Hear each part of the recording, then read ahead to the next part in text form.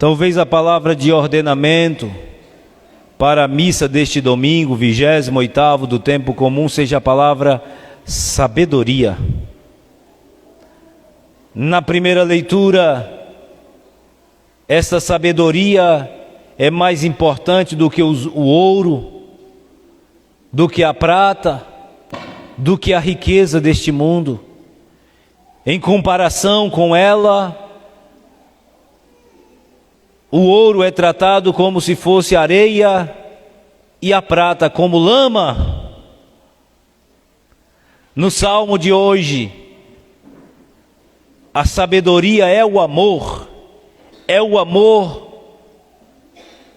que infunde no ser humano a capacidade de contar os seus dias, a capacidade de contemplar a manhã que nasce, a capacidade de refletir sobre a vida.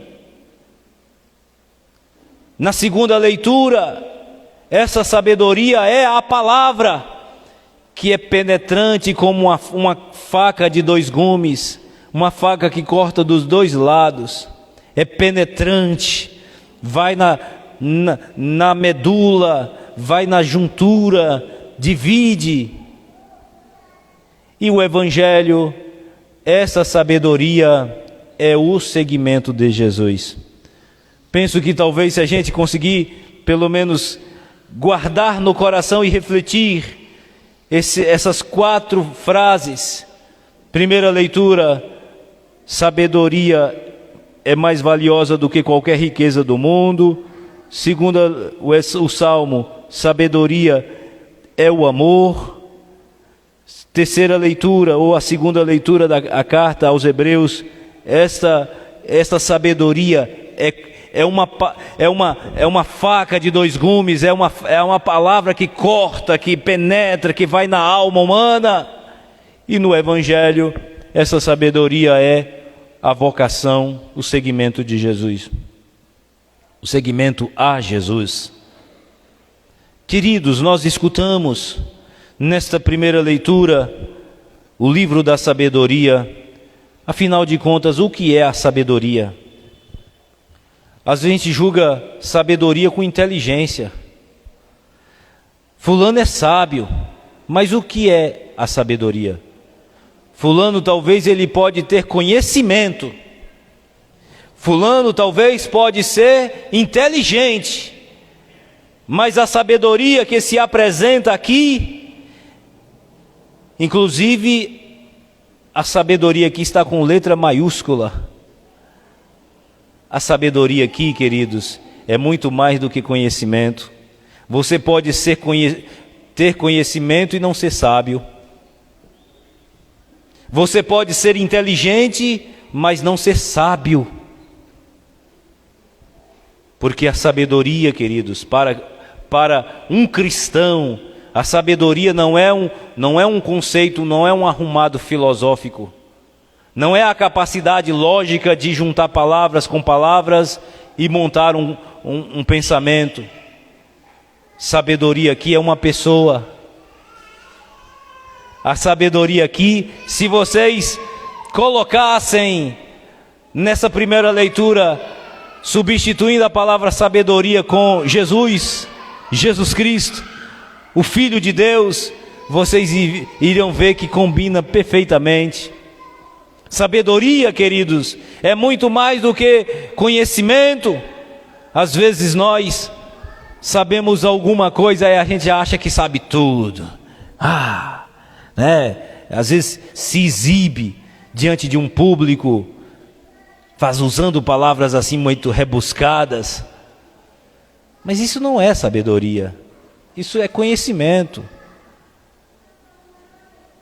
O que a liturgia de hoje quer fazer refletir a nós é a busca daquilo que é o essencial. Por isso que quando aquele homem falou: bom mestre, o que devo fazer para ganhar a vida eterna? Como foi a resposta de Jesus? Ele começou respondendo o que é que deve ser feito? Não, ele perguntou assim: por que me chamas de bom? Um só é bom. Queridos, Jesus está tentando buscar a fonte da bondade. Porque infelizmente hoje a gente fala de sabedoria, de amor, esses conceitos assim muito abstratos, né?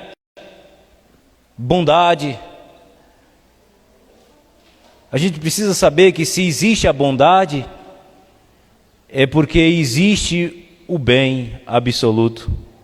Se existe a beleza, isso a gente aprende na filosofia.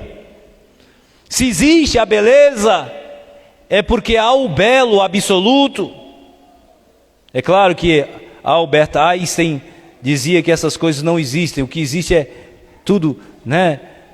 Verdade, não existe verdade, existem verdades. Ele dizia que tudo é relativo. Mas nós não cremos nesse conceito filosófico. Nós cremos que tudo, né, aquela ideia platônica, Platão diz que o que nós vemos é retrato daquilo que está no demiurgo. O que nós vemos hoje, o que nós temos hoje já existia. Então são fotocópias de uma realidade absoluta. E por isso podemos dizer assim com propriedade cristã, se existe bondade é porque existe o bem. Se existe a beleza é porque existe o belo. Se existe, né, se existem os amores é porque existe o amor com um A maiúsculo, um A absoluto. Então é isso que Jesus quer resgatar também no evangelho de hoje.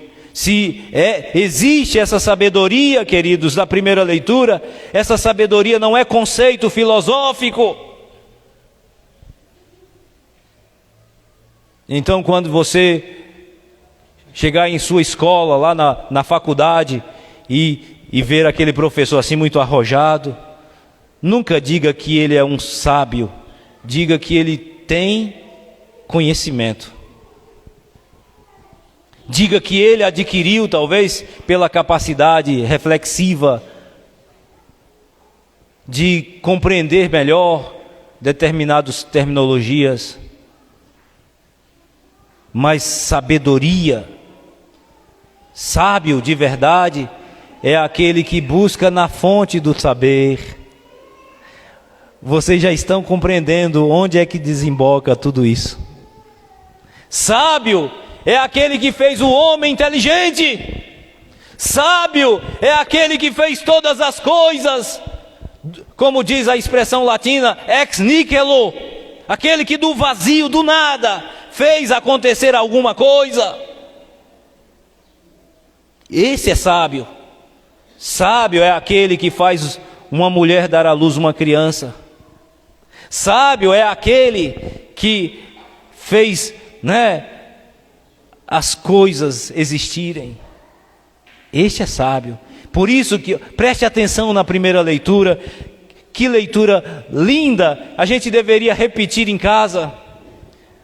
Orei e foi-me dado a prudência, supliquei e me veio o espírito da sabedoria. Que espírito é esse? E eu preferi essa sabedoria aos cetros e tronos, ou seja, eu preferi essa sabedoria a ser um rei na humanidade. Eu preferi essa sabedoria porque essa sabedoria não se iguala a nenhuma pedra preciosa. Eu preferi essa sabedoria porque ao lado de todo o ouro do mundo, todo ele é um punhado de areia diante dela. Que coisa fabulosa! Oh, queridos, se nós pudéssemos de fato compreender essa verdade. Vocês escutaram o evangelho, o homem preferiu ficar com o seu ouro a essa sabedoria. Gente, eu sempre tenho dito que ter bens, possuir alguma coisa, nunca foi pecado. Não é pecado ter uma casa boa, não é pecado ter um carro, não é pecado ter um dinheiro para você resolver seus problemas de saúde, nunca foi. E se alguém disser que é um hipócrita, é um fingido, um dissimulado. O grande dilema, querido, quando Jesus diz como é difícil um rico entrar no céu, é porque infelizmente o homem se apoia no dinheiro e acha que não precisa mais de nada. Pode olhar, quando Jesus diz que é mais difícil um rico entrar no céu, porque infelizmente quando o homem adquire algum patrimônio, ele pensa assim: eu não preciso mais de ninguém, de nada. E não é verdade. Não é verdade. Lembra daquele homem rico que aumentou os seus celeiros e disse para si mesmo: agora, meu caro, pode descansar, porque você tem mantimento para muitos anos. Insensato. Jesus contando a parábola: ainda naquela mesma noite o Senhor pedirá contas de sua vida. Está vendo? Não é pecado ter bens. Jesus está dizendo que há uma dificuldade maior de um rico entrar no céu. Porque riqueza, querido, nem sempre está vinculado a dinheiro. Quantas pessoas...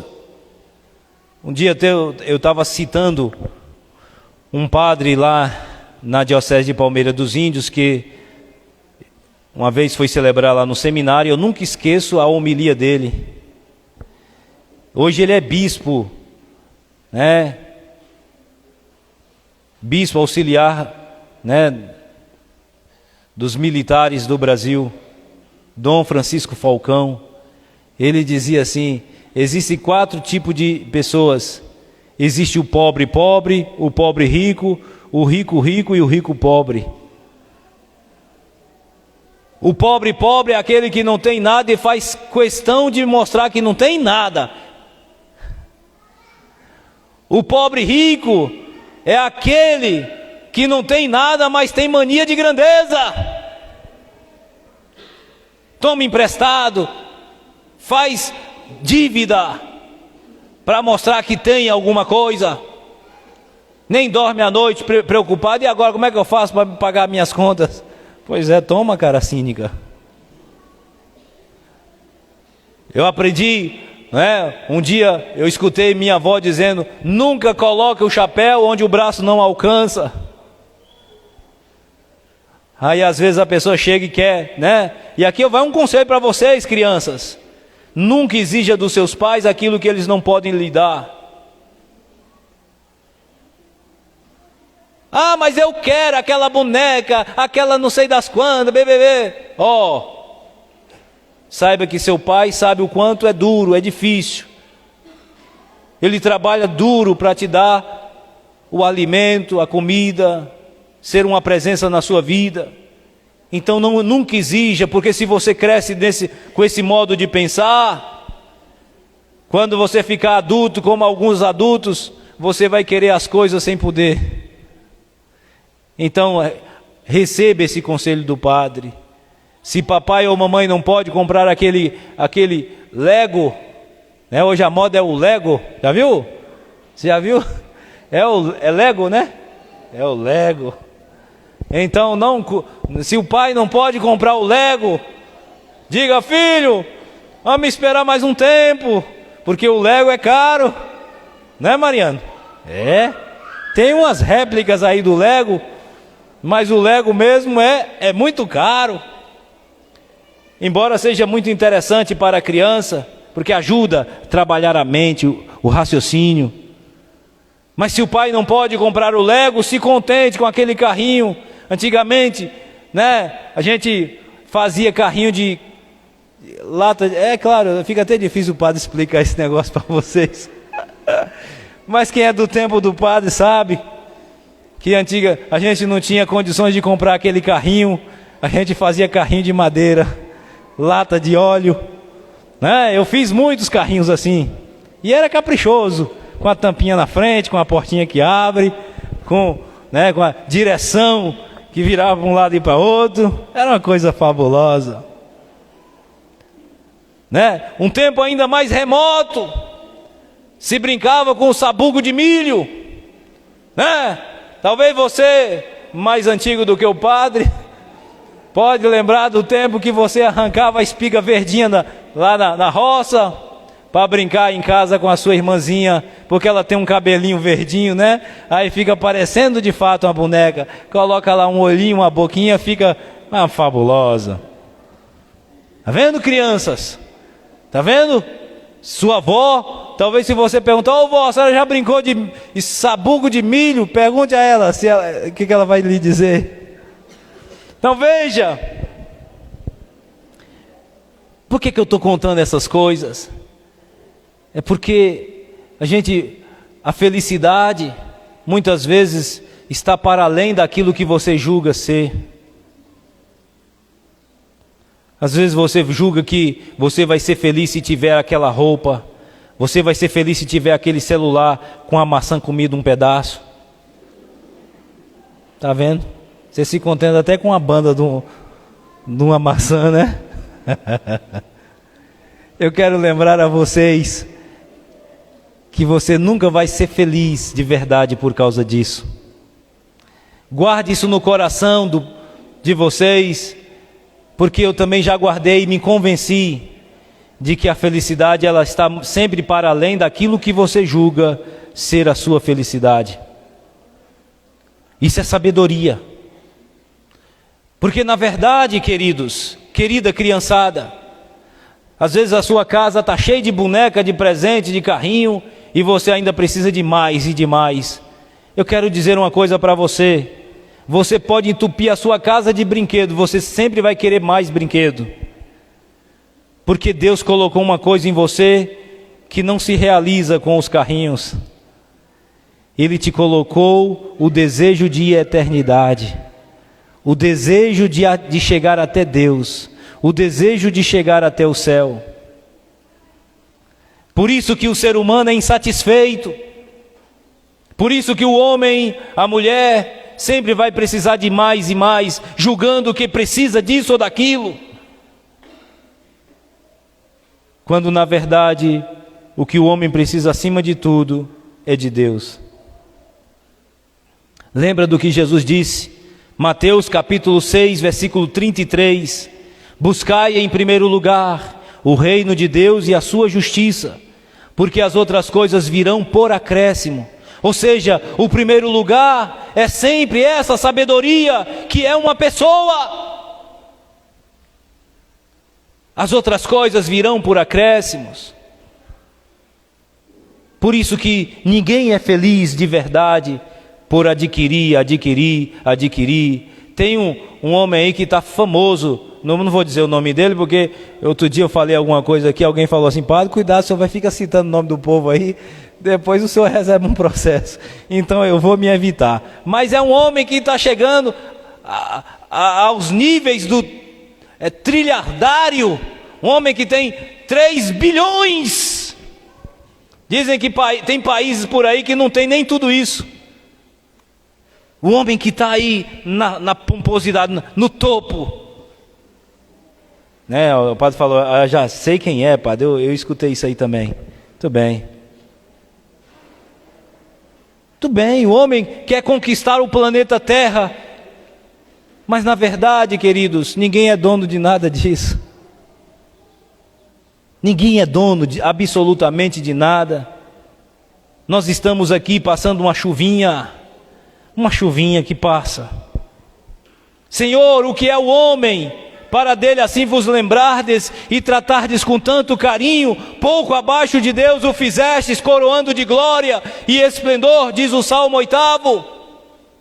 O homem, queridos, foi constituído, já dizia São Justino, filósofo, o primeiro filósofo cristão, no ano 155, ele dizia assim: quando Deus fez o homem, colocou nele a semam verbum, a semente da eternidade, concedeu ao homem o desejo de buscar a Deus. É por isso que Santo Agostinho tem uma frase fantástica que diz assim: a minha alma está inquieta enquanto não repousar em ti, ó meu Deus. Por isso que infelizmente o homem foi muito triste quando Jesus lançou essa proposta: vai, vende tudo que tens, dê aos pobres. Ele até cumpria a lei, E aqui já dá para a gente entender que não basta só cumprir regra. A gente pode cumprir perfeitamente a regra e se perder na vida. Então aqui a gente aprende uma coisa que é importante. Não basta só observar a regra. É preciso desapego. Desapega, né? Tem aí uma expressão da OLX. Desapega. Você pode ter tudo isso. Leia o Salmo 62, versículo 11. Ainda que você aumente suas posses e riquezas, a elas não prendeis o coração. Então logo não é pecado ter bens. O pecado está justamente em acreditar que você é importante. É que de fato nós vivemos numa sociedade desse porte. Infelizmente até o trato como a gente faz às pessoas depende muito do como ela se apresenta. Está vendo? Pode não ter nada, mas se parecer rico, aí tem um monte de puxa-saco. Agora se tiver surradinho, pode ter até bens, ninguém valoriza.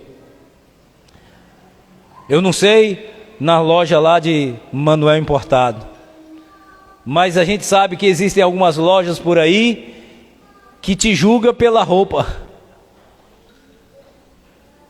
Você entra na loja para comprar qualquer coisa, o atendente, inclusive estão até mudando agora, né? Existe uma assessoria agora trabalhando como atender o cliente.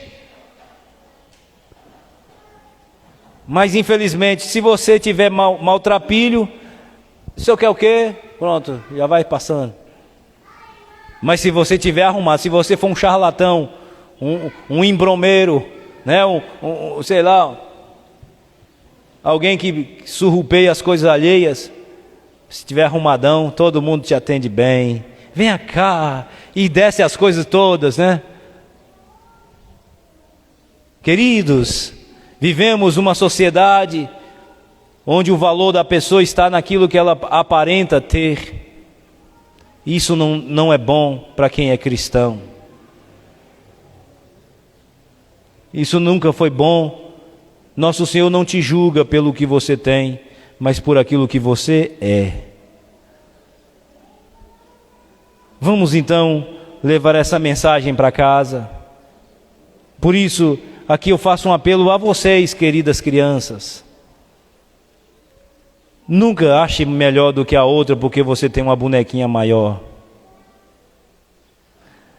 Nunca olhe para sua coleguinha de escola, talvez porque tem uma sandália com um preguinho embaixo ali para segurar a correia. Porque diante de Deus somos todos iguais. Não se ache melhor do que o outro porque você tem um celular mais bonito. Nunca faça isso. Porque nada disso é mais importante do que o ser humano. Por isso, aqui eu faço esse apelo, como hoje nós estamos com a criançada na missa, eu faço esse pedido do fundo do coração do Padre.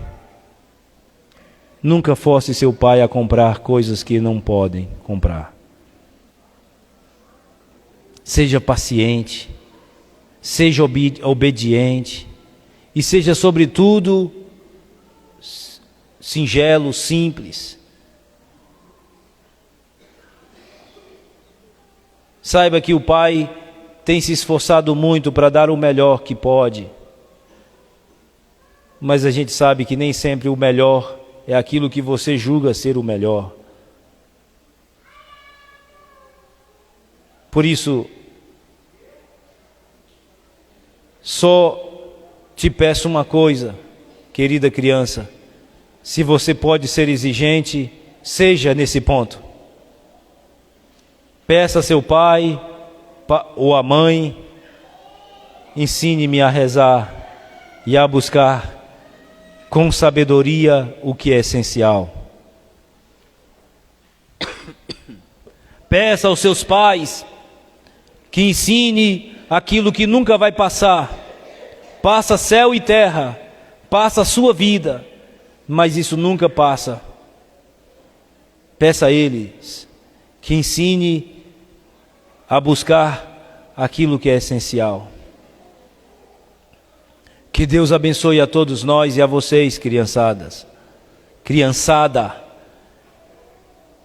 Que nosso bom Jesus, aquele que de fato é bom, porque carrega em si a bondade eterna, que Ele olhe por todos nós e de modo especial por vocês, para que na sabedoria vocês possamos buscar juntos aquilo que de verdade vai valer a pena.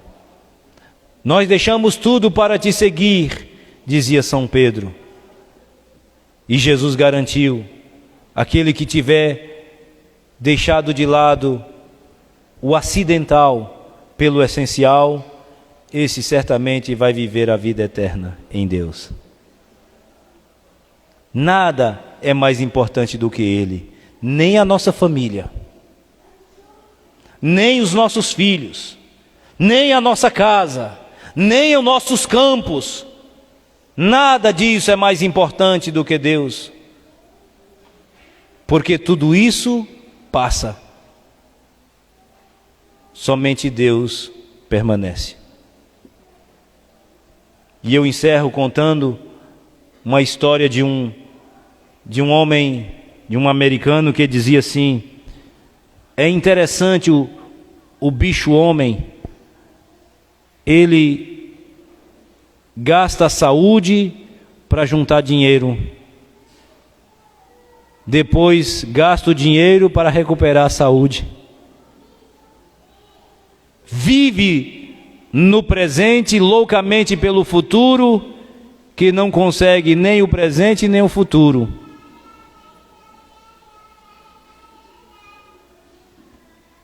Vive como se nunca tivesse, morre como se nunca tivesse vivido, porque na verdade vive em função sempre do amanhã, do futuro, e acaba justamente por não viver absolutamente nem o presente nem o futuro.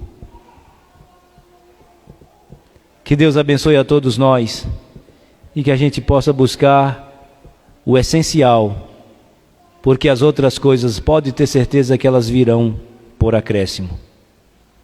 E encerro com aquela frase do capítulo 6 de Mateus, versículo 21, onde está o teu tesouro, aí está o teu coração. Amém.